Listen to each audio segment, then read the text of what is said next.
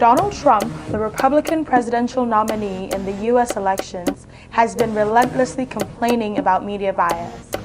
He says the media is rigged against him.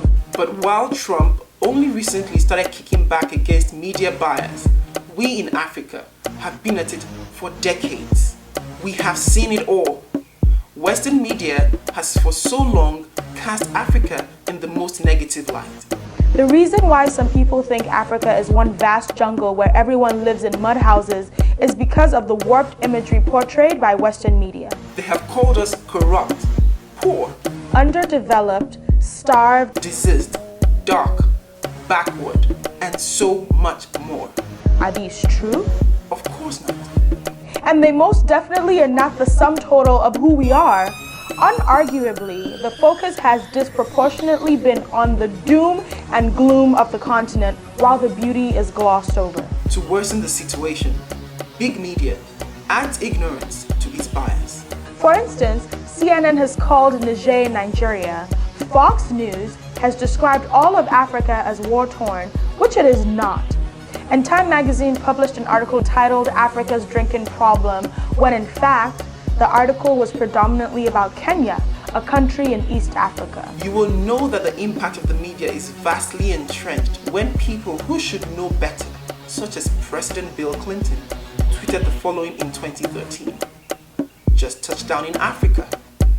It would be good to have him clarify which of the African countries he touched down in.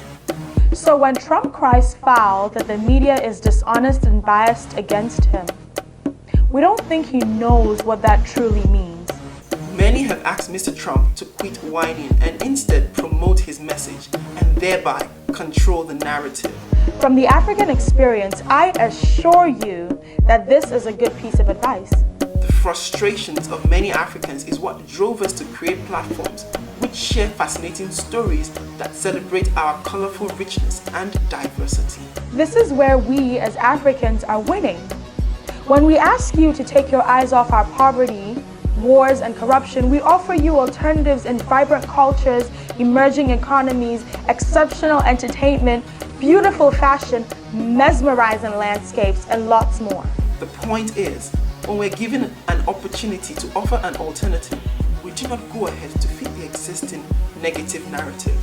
Mr. Trump, however, keeps running into difficulty because the alternative he keeps spinning is just as negative as the dominant rhetoric he is trying hard to change. For instance, if in place of calling Mexicans rapists, you call them bad hombres, it certainly wouldn't add up in your favor. But then again, maybe we are wrong.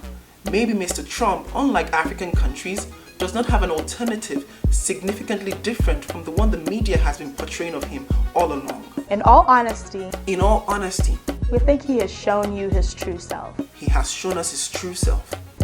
The fair and right thing to do. The right and fair thing to do is believe him. Otherwise, that would be very dishonest of us.